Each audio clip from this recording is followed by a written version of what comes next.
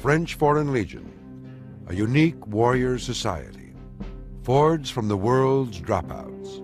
Legionnaires have tested themselves against the deserts of North Africa, the jungles of Indochina, and many hellholes in between, ready to bet their lives in starkly dangerous missions, their only payoff, survival.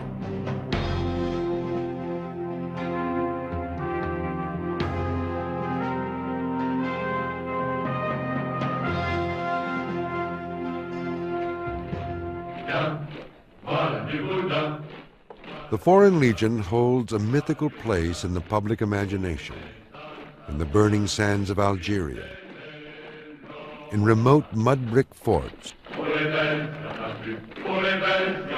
on grueling marches through scorpion-infested valleys. They fought on year after year against a fierce and determined Arab resistance. In North Africa, the Legion first carved its legend, one of glorious last stands, and as a sanctuary for the world's romantic rebels. But how real is the myth? The truth must be somewhere in between. The Legionnaire is not as bad as he is portrayed, and the Corps is probably not as romantic as it is often seen. And yet, its romanticism, its image, is really what makes it unique.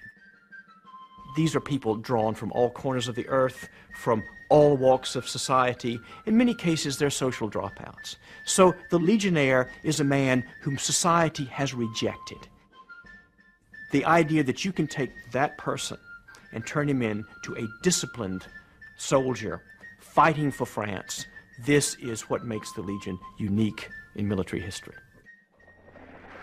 From the very first, the Legion offered a home for the veterans of Europe's battlefields, who in the 1830s drifted to the taverns and back alleys of France. There, they became troublemakers, gamblers, and thieves. There were many old soldiers, ancient soldiers that became civilian, that were turning around the street of Paris. People sitting in cafe doing nothing are always potentially dangerous. On March 9, 1831, France's King Louis Philippe ordered the creation of a new regiment made up exclusively of non-Frenchmen. The purpose was clear: to rid France of foreigners. The Legion was a social dustbin. That was what France wanted it to be. Get these guys out of France. They were causing chaos. France was in the middle of political turmoil. Ship them to Algeria. What the Legion did with them, they could care less. Get them killed, it didn't matter. Military service in Algiers in the 1830s was extremely hard. The land was hot and arid. Soldiers died in large numbers from disease. And so it was in North Africa that Legionnaires first tested their mettle. When they started the war in Algeria, they were accustomed to war in Europe, and they changed totally going to Algeria.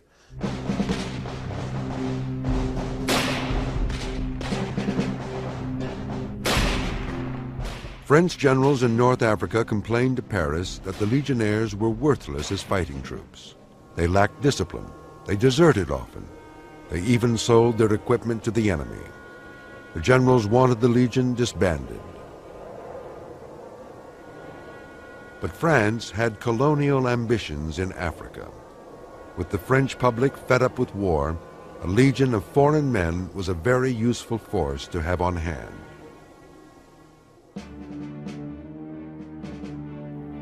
Though the Foreign Legion at first tasted defeat, it toughened them. Soon they would earn their reputation for mad bravery at the fortress city of Constantine. Eastern Algeria is a very bleak place, but there in the middle of this bleakness stands this rock upon which Constantine is built. It is in a bend of the river. On three sides it is sheer cliff walls upon which the walls of the city are built. It is approachable only along one narrow passage. The ruler of Constantine was Ahmed Bey. The French had a score to settle with him. Ahmed Bey had tormented the Legion and the French to death. From this fortress in the interior of Algiers, he launched expeditions to attack the French. The French had tried to settle scores with him in 1836. They had sent an expedition toward Constantine. It had utterly failed. They had retreated, and during the retreat, they had been cut to ribbons by the troops of Ahmed Bey. They wanted revenge. In October 1837, French generals marched a force of 20,000 troops back to Constantine. It included 1,700 legionnaires.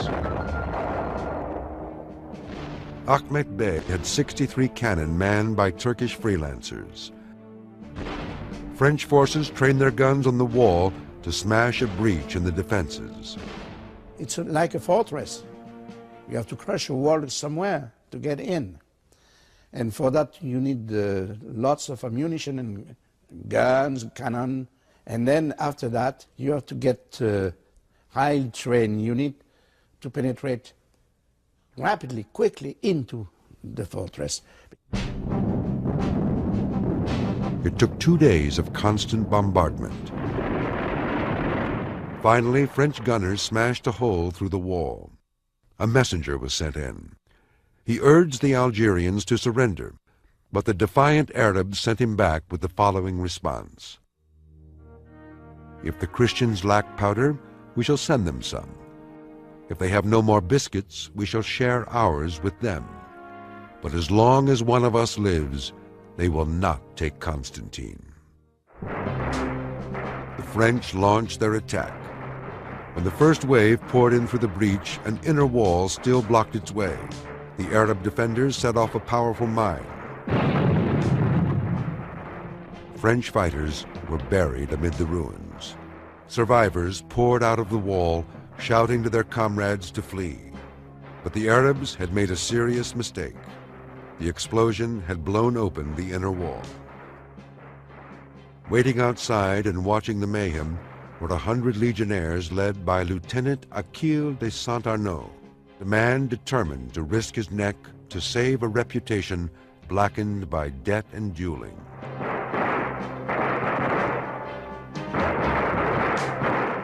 Saint-Arnaud hurled his men into the breach. In letters to his brother, Saint-Arnaud recounted how he and his men stormed through the narrow streets. What a scene, brother, what carnage. The blood flowed down the steps. Not a cry, not a complaint escaped from the dying men. We killed and died with this hopeless rage that makes you grit your teeth and consigns the cries to the bottom of your soul. This is the first moment when the Legion really performs effectively in battle. This is the moment when they show a glimmer of heroism. Despite the success at Constantine, French generals remained contemptuous of the Legion. One of its harshest critics was Thomas Bugeaud, who was named Governor-General of Algeria in 1840. He hated Algeria, and he hated the Foreign Legion. If he had had his way, he would have disbanded it altogether. But Paris was not about to do away with the Legion, because every dead legionnaire was a Frenchman's life spared. Forced to keep the Legion regiments, Bugeaud trained them mercilessly. Under his iron-willed command, the Legion began to look like a real fighting force. By 1860, the Legion had been transformed. The march or die reputation began to be formed.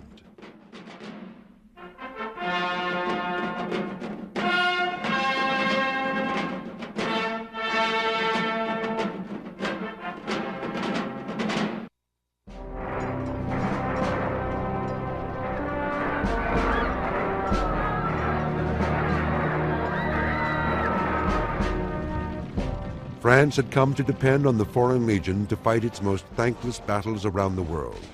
And under the Legion banner, they died in great numbers. The most famous of the Legion's slow marches into the arms of death took place at a remote mountain pass in Mexico, at a village called Cameroon. The year was 1863. Mexico was in turmoil. France decided to send an army to assert French influence. A French convoy set off from the coast, carrying ammunition, arms, and 3 million francs in gold for French units besieging the town of Puebla. Captain d'Anjou, who was the administrative officer of the battalion, said, well, I took command of the company and will escort the convoy that will bring the money to the soldiers besieging Puebla. Captain Jean d'Anjou was a hardened veteran with many scars to show for his bravery, including a wooden hand which he used to lead his men into battle. With a meager detachment of 62 men and 2 officers, he set out for the hills. They knew this was not a sure, safe mission, and they knew that they probably would have to meet a Mexican guerrilla. Sure enough, Mexican rebel leader Colonel Milan and several thousand fighters were waiting in the hills. As d'Anjou's detachment reached the remote mountain village of Cameroon, Milan attacked. D'Anjou ordered his men to take up defensive positions in an abandoned farmhouse. Within a matter of hours, over 2,000 Mexican infantry, cavalry, and guerrilla troops surrounded the farmhouse. D'Anjou realized that the odds against him were absolutely hopeless. However, he wanted his men to go down fighting. He gathered them all together and he asked them to take an oath that they would not surrender. Then, in a volley of lead from the Mexican guns, d'Anjou himself was shot in the head. His wooden hand fell from his lifeless arm. Almost all the legionnaires were down. In one corner of the hacienda, which had been set on fire by the Mexicans, there were still 5 legionnaires who were holding out. Rather than surrender, they fixed bayonets and actually charged out into the Mexicans, who cut them down in a hail of gunfire. When Milan comes up, he finds his soldiers are about to finish off all of the wounded and captured legionnaires. He stops them from doing that. He looks around, he said, is this all that's left? Is this all that's kept all my troops at bay for the whole day? And when told, yes, this is all that's left, he says, these are not men, they are devils. The battle went down in Legion history as its greatest example of brave sacrifice. The wooden hand of Captain d'Anjou was recovered from the battlefield and is today the Legion's most sacred relic. Cameroon becomes the central myth of the Legion. Heroic death in battle. Here, Cameroon, the heroic death in battle, intersects with the anonymat, the men without names, to create a unique military legend. In 1882, as he prepared his men for a new campaign in Madagascar, Legion General François Oscar de Négrier delivered a chilling message. He told them, vous êtes des soldats pour mourir.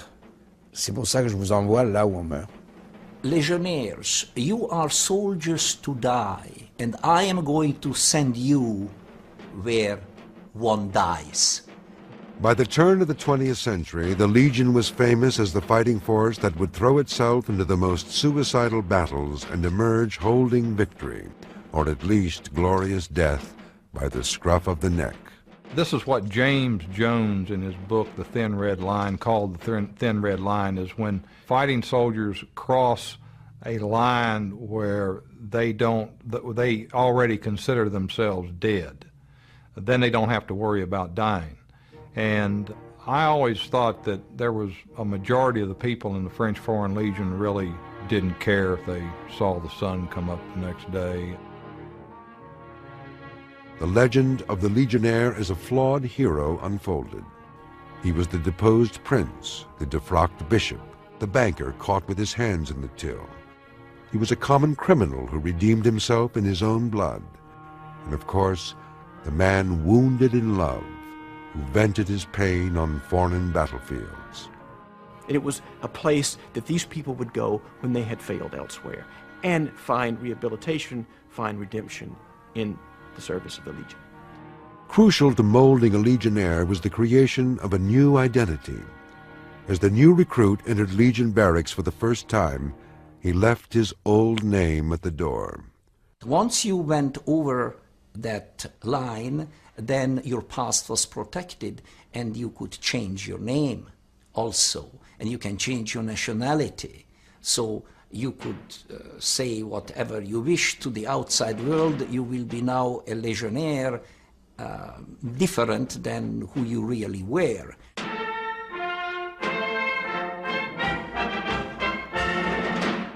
The tales of the Legion's exploits were told the world over and inspired young men everywhere to join up. Since I was a child, I heard about the French Foreign Legion. It seemed to me one of the most interesting unit of men existing in the world, and this exerted a great attraction on me. Much of the Legion folklore is about officers whose fearlessness galvanized their soldiers at the deadliest moments in battle. The idea was the officer wasn't supposed to fight. He wasn't there to fight, he was there to lead. And if a man had panache, if he had a certain style, especially in a unit like the Legion, where leadership was not oral, it was not verbal, it was visual. Because the legionnaires often didn't speak any French. The officer who knew no fear and the fighter who had no past proved to be a deadly alchemy. It would turn the Foreign Legion into one of the most feared bands of fighters in the wars of the next century.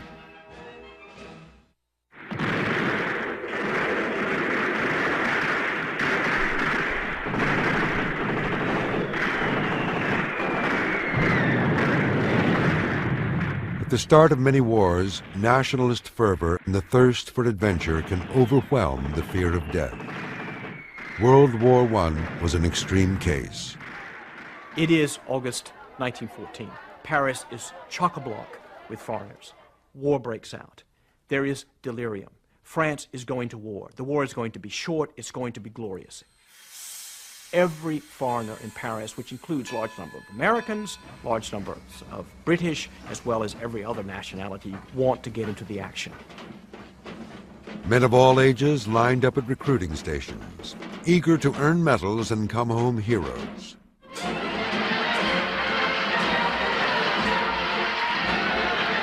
"44,000 men from 51 nations joined the Foreign Legion. When these new volunteers joined the Legion, there was a culture clash. These old Lascars from Africa, veterans of colonial wars, covered with tattoos, with wounds, with scars, all of a sudden met the sort of middle-class, idealistic volunteers. These two were destined not to get along. There were fights, there were arguments, there was a gulf of dissension between the two groups. The dislike the old warriors felt for the new volunteers was tempered by the flames of battle.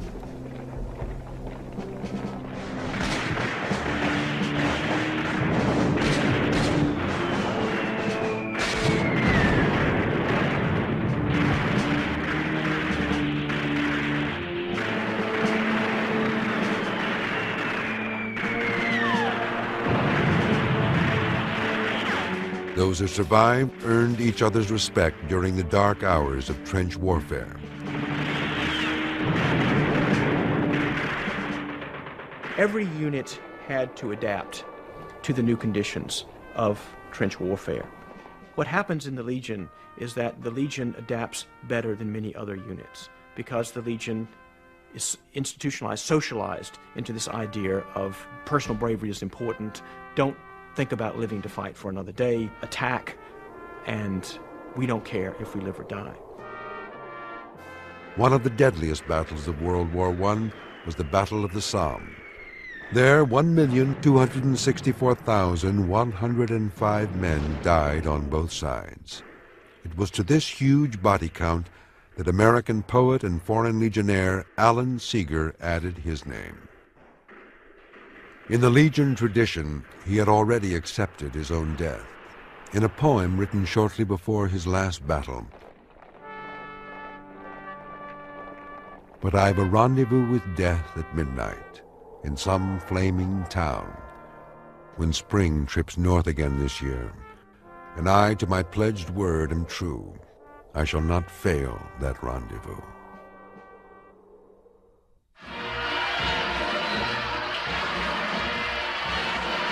Victory in World War I came at an extraordinarily high price, not least for the Legion.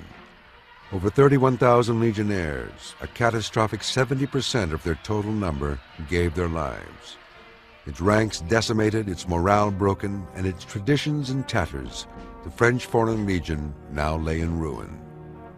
The Legion commander between the two world wars, Paul Rollet, was determined to revitalize his beloved corps.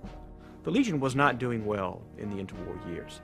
The old corps had been utterly destroyed in the trenches of the First World War. Different sorts of recruits were coming in, very young recruit, often very ideologically motivated. You had many Jews coming in, many anti-fascists coming in. That was not the sort of person Rollet wanted. Rollet believed the Legion had become too much like other army regiments, that it was losing its identity. The way to save the Legion, he decided, was to return to its old traditions and its old romance.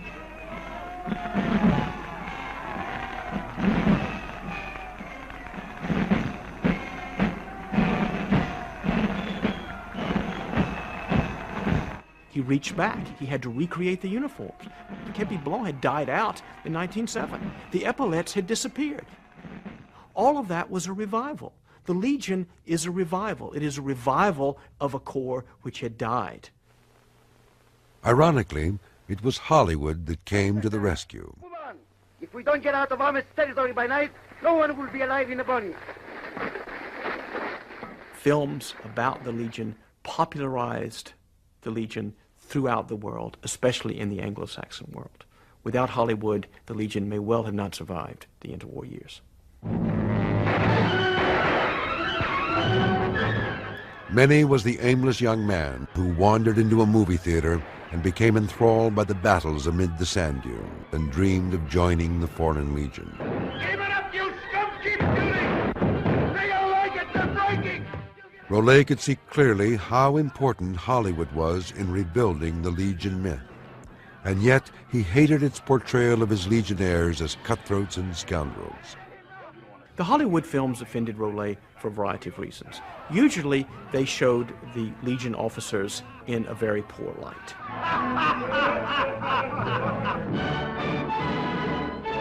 The Geste brothers, what do? They kill their NCO, Sergeant Markov, they burn French property, and they desert. You think Rollet is going to be happy about that? Of course not.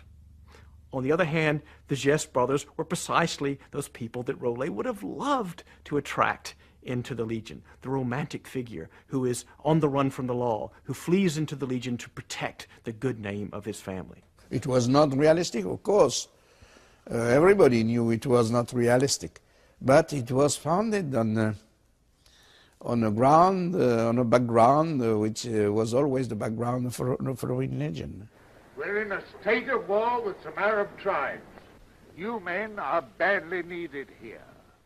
I don't know if movies attract new soldiers, but they kept the spirit of the Foreign Legion living in the mind of people.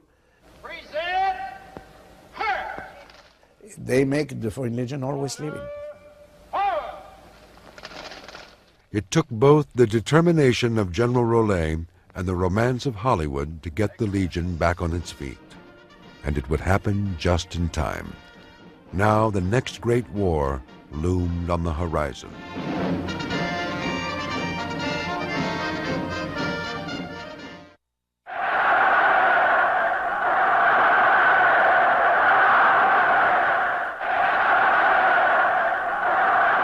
The social forces that propelled Hitler to the pinnacle of power in Germany seeped like a deadly gas across Europe. As the situation deteriorated in Europe, more and more refugees once again poured into France. Many of them were Jews, communists, Spanish Republicans. Once again, what was France going to do with these refugees? The Legion, the traditional solution, put them in the Legion.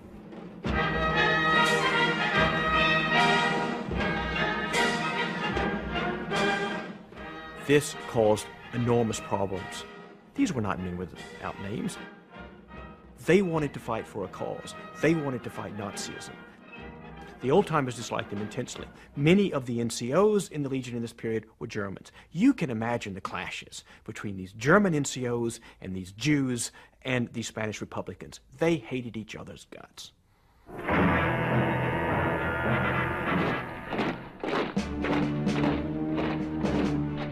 In June 1940, France capitulated to Berlin's demands and under Marshal Philippe Pétain effectively became an ally of Germany.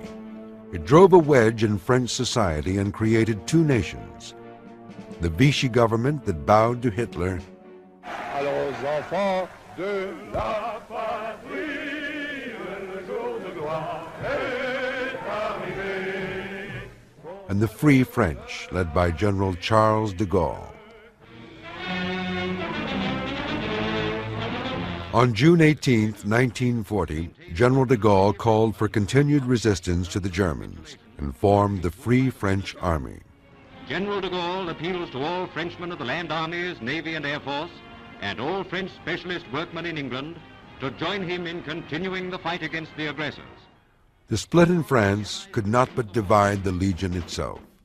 Almost every Legion unit decided to remain loyal to the Vichy government. One unit, however, made a different choice. The 13th Demi Brigade, which found itself in Great Britain during the fall of France. There they decided to rally to the Free French. The Legion 13th, when he first started out, was his only fighting troops. Only. And without the Legion, the Free French would be really nothing. They went to Africa, they fought in Eritrea against the Italians, then they moved into Syria. And it was in Syria that you had the fratricidal conflict between the 13th and the 6th Regiment. On June 20th of 1941, outside the Syrian city of Damascus, the 13th came face to face with a unit of the Legion's 6th Regiment, who were allied with the Nazis. It was difficult for the Legion to fight Legionnaires. Legion against Legion. Jack Hazy, a young American serving with the 13th, was among those injured fighting the Legionnaires of the 6th Regiment. I was in front command of the 2nd Company, and I got a burst of machine gun. 4 bullets came and ripped across my face and took away the jaw, cut my vocal cords, and that's why I talk this way for the last 50-odd years. I don't think they had really the will to fight us like we had to fight them.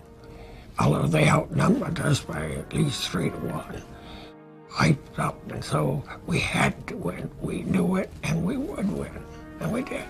When the ceasefire came in Syria, the legionnaires of the 6th Regiment were asked to join the 13th Brigade to go on the fighting against Germany. Most of them joined the 13th Brigade. So there was only one Legion after that. What's the Legion about? The Legion is about risk. The Legion is about fighting and dying. The Legion is about sticking your neck out. There in the 13th, there was a number of people who were willing to do that. They took what I would call the traditional Legion response. Go for it. One of the greatest battles the 13th Demi Brigade fought during World War II was at Bir Hakeim on the North African front.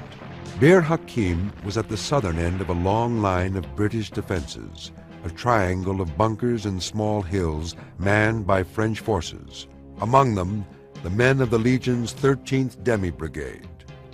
On May 26, 1942, German General Erwin Rommel feinted a frontal assault on the long British line, then swung his forces in a southward arc to outflank the British positions. But at Bir Hakeim, Rommel ran into a brick wall. That brick wall was the 13th Demi Brigade of the Foreign Legion. They stopped cold an Italian armored assault, destroying 32 tanks and taking 91 prisoners. It was a remarkable feat. There were so many abandoned Italian tanks around the position that when the Germans and the Italians were coming by, they just assumed that that was an Italian position. So they came right in. And of course, they walked right into the arms of the Legion themselves.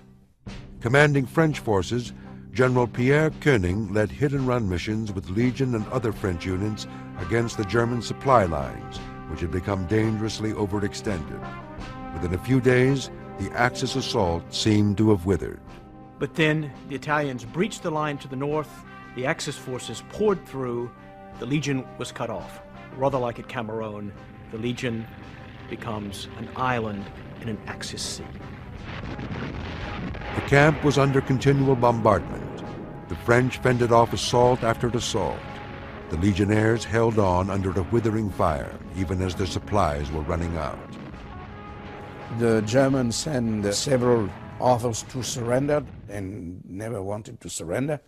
And after 2 weeks of battle like that, they escaped through the night, through the minefields, and brought back in the British and French line all their equipment and people. It was the rendezvous d'honneur, a rendezvous with honor. Though ultimately forced into retreat by the Germans, they had stalled the Axis advance.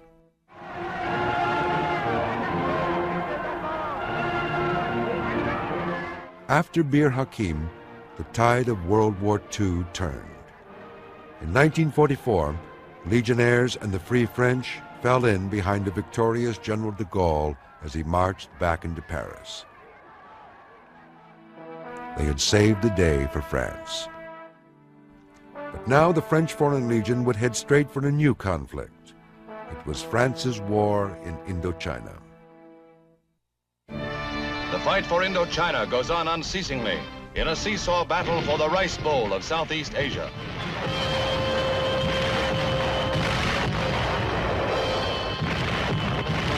There certainly is no accident for the French Foreign Legion to end up in desperate situations, heroic events, because they are being sent precisely to those places where such action and situations can be expected.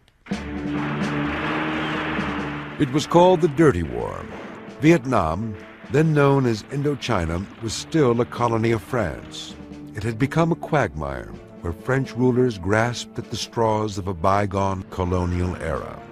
Many in France wanted to retain the colonies. But with public opinion divided, the government dared not draft French boys to fight in Indochina.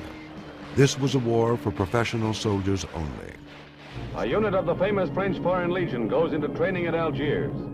Indochina was a destination that we at the Legion, when we were in North Africa, all dreamed of, because we knew there was action. It may be difficult to understand for some people why certain men want action.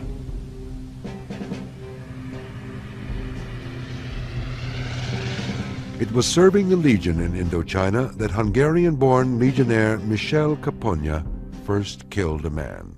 I did it somewhat reluctantly, because I saw him step out from cover and he had no idea that I was there. It was difficult for me to pull the trigger because the man didn't see me. I knew I had to pull the trigger because this is why we were there, and we were ambushing these people. We were waiting for them to leave the cover. So this is what I will remember, and I just regret that this is the way that the situation presented itself. A battle to the death is joined at Dien Bien Phu, an isolated French Union stronghold deep in communist-held territory of Indochina. Foreign legionnaires bear the brunt of the attack. The bloody finale to that unwinnable war was the siege at Dien Bien Phu in the spring of 1954. It was a terrible defeat for France. But as at Cameroon, the Legion fought with stubborn courage a battle they knew they would lose. In Dien Bien Phu, the French tried to lure the Vietnamese fighters, the Viet Minh, into a trap, but instead they were themselves trapped. The Viet Minh massed in the surrounding hills and began to bombard French positions.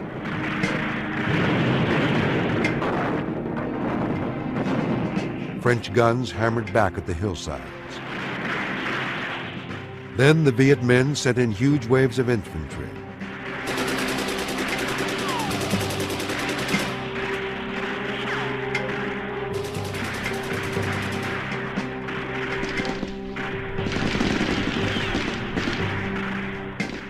Surrounded, their airstrip destroyed, the Legion's only means of resupply were parachute drops.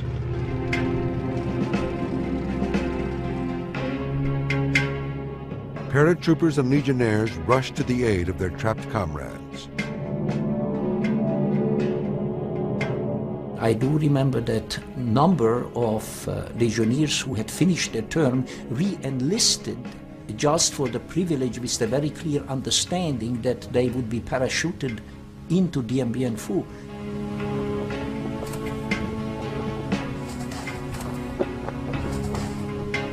Entire battalions of the French Foreign Legion volunteered to parachute into Dien Bien Phu.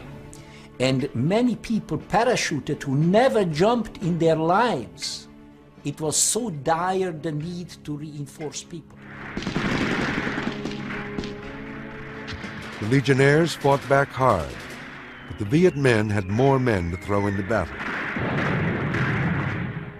The legionnaires did not.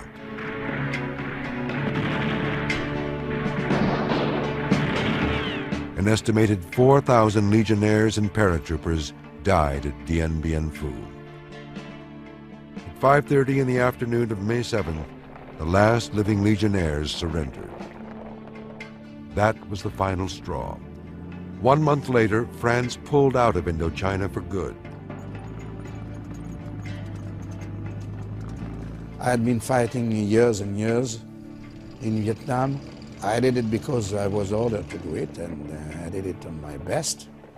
As the Foreign Legionnaire I was commanding, we did our best, but we knew it was a senseless war. Indochina, Dien Bien Phu was, for the Legion, a stab in the back. The government had let them down, had not given them the resources, and then sold out Indochina at the peace table in Geneva in June 1954. The Legion was determined that their spiritual homeland, Algeria, would not be abandoned by the French government. They would fight to the last to defend Algeria. Legionnaires rode helicopters into the mountain stronghold of Algerian rebels this summer, hoping to crush the grave challenge to France's crumbling African empire. And indeed, in November 1954, just 6 months after the debacle at Dien Bien Phu, war broke out between Arab guerrillas and French colonial forces. France hoped for a quick victory. Instead, the war dragged on. The guerrillas resorted to terrorist bombings and assassinations. The Legion struck back with torture and brutal reprisals.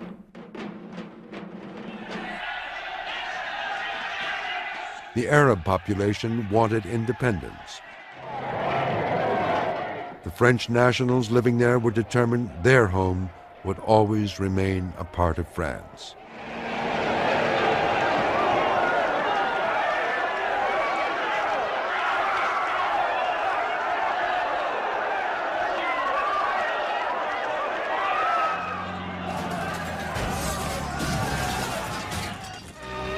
Tensions and dissatisfactions felt in Algiers erupt in Paris.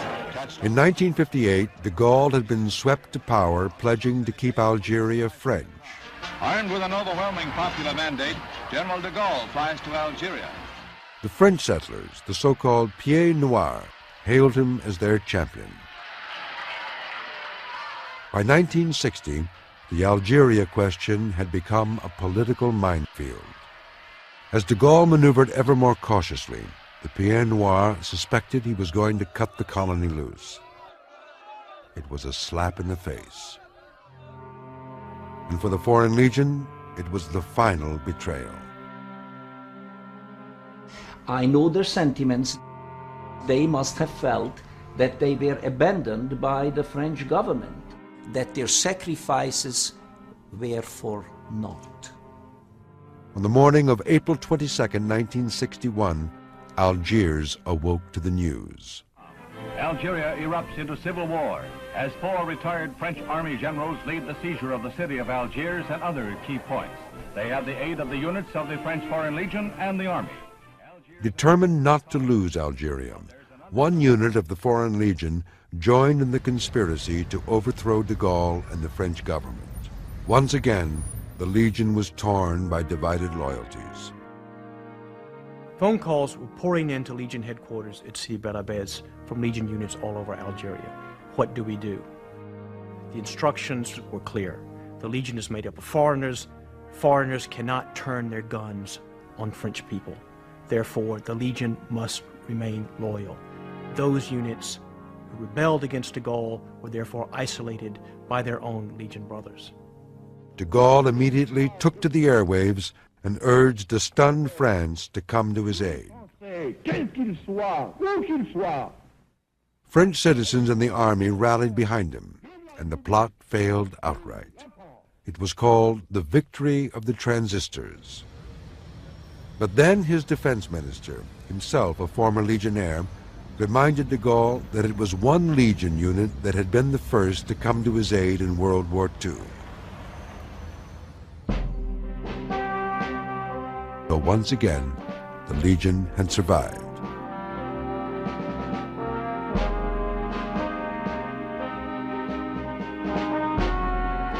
They are lost in their country, no work, they don't know where to go, what to do.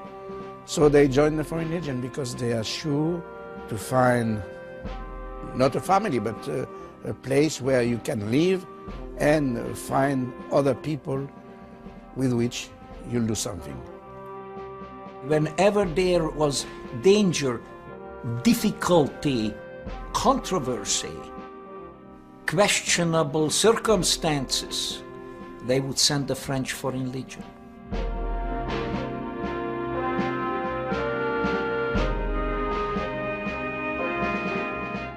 They were unwanted in their own countries and unwanted in France. But they served France well in war after war. They became a tradition.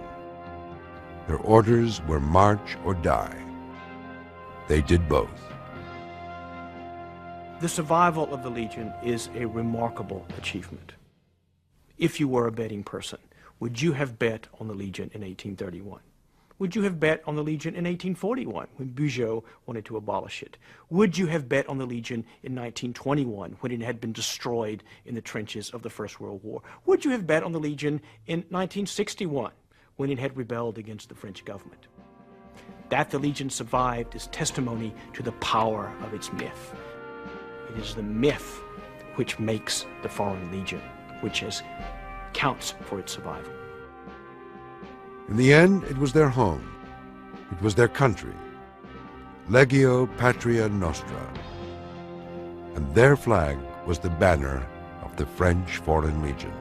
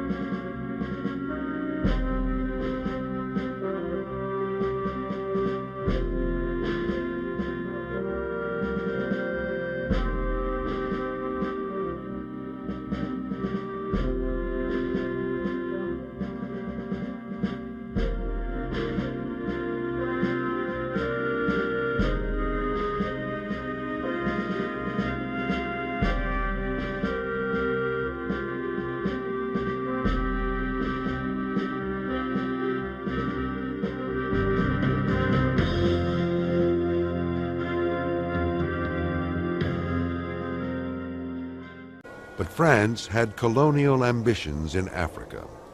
With the French public fed up with war, a legion of foreign men was a very useful force to have on hand.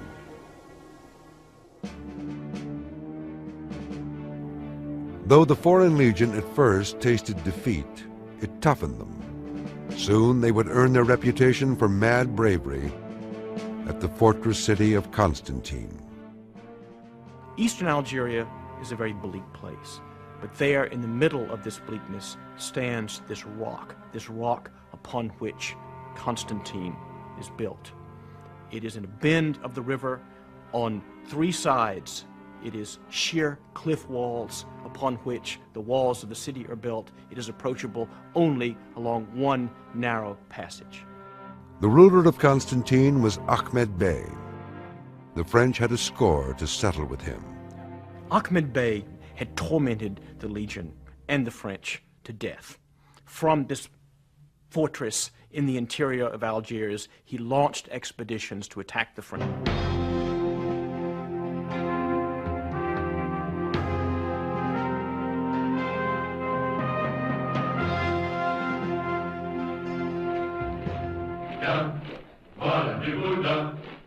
The Foreign Legion holds a mythical place in the public imagination, in the burning sands of Algeria, in remote mud-brick forts, on grueling marches through scorpion-infested valleys. They fought on year after year against a fierce and determined Arab resistance. In North Africa, the Legion first carved its legend, one of glorious last stands, and as a sanctuary for the world's romantic rebels. But how real is the myth? The truth must be somewhere in between. The Legionnaire is not as bad as he is portrayed, and the core is probably not as romantic as it is often seen. And yet, its romanticism, its image, is really what makes it unique. These are people drawn from all corners of the earth, from all walks of society. In many cases, they're social dropouts. So the Legionnaire is a man whom society has rejected. The idea that you can take that person and turn him into a disciplined soldier fighting for France, this is what makes the Legion unique in military history. From the very first, the Legion offered a home for the veterans of Europe's battlefields, who in the 1830s drifted to the taverns and back alleys of France. There, they became troublemakers, gamblers, and thieves. There were many old soldiers, ancient soldiers that were that became civilian, that were turning around the street of Paris.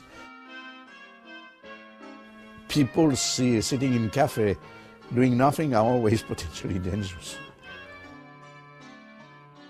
On March 9, 1831, France's King Louis Philippe ordered the creation of a new regiment made up exclusively of non-Frenchmen. The purpose was clear: to rid France of foreigners.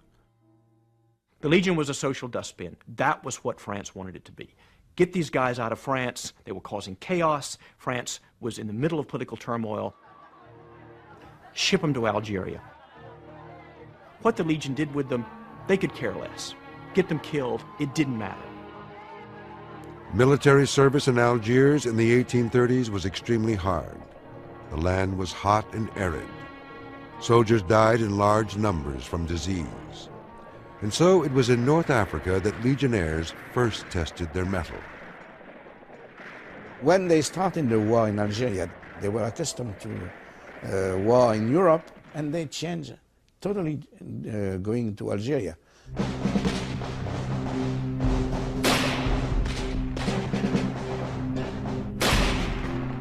French generals in North Africa complained to Paris that the legionnaires were worthless as fighting troops. They lacked discipline. They deserted often. They even sold their equipment to the enemy.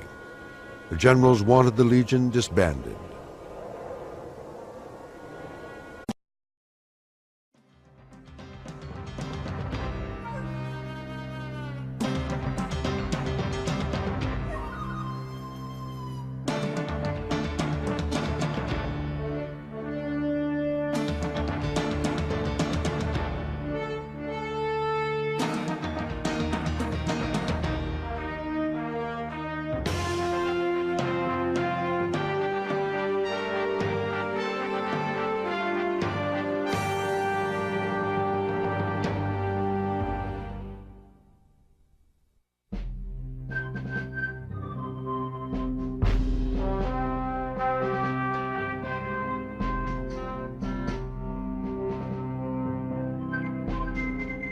French Foreign Legion, a unique warrior society, forged from the world's dropouts. Legionnaires have tested themselves against the deserts of North Africa, the jungles of Indochina, and many hellholes in between, ready to bet their lives in starkly dangerous missions, their only payoff, survival.